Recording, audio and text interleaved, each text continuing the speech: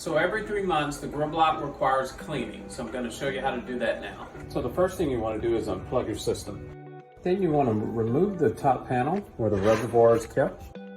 Open the lid of the reservoir and disconnect each of the tubes, the black tubing, going to each of the tower that's connected to the white T connector inside the reservoir.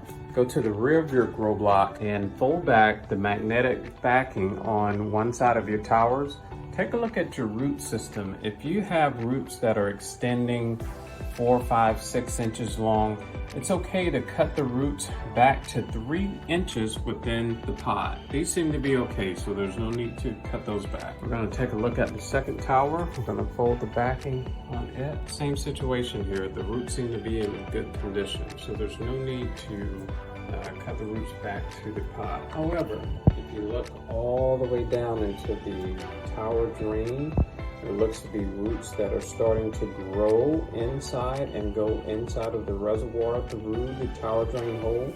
You want to make sure you clear all of those roots that are down there. Okay, depending on your setup at home, it may be easier for you to access the back panel of your GrowBlock tower by removing it. And you do so by, at the very top of the magnetic strip, slide the tower to the right or left of the magnetics and it releases. And once you're done in accessing the rear of the back panel, you install it the same way until you hear it click.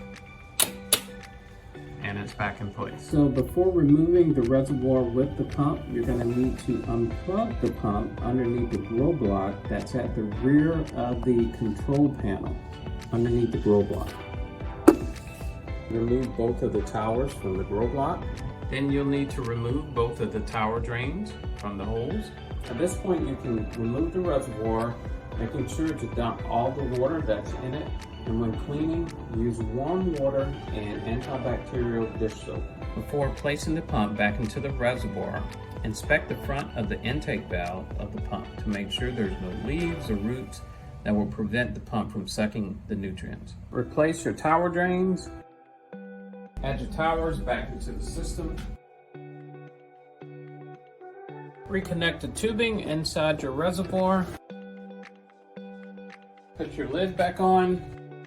Plug your pump back into the rear of the control panel. Add 3 to 4 gallons of fresh water.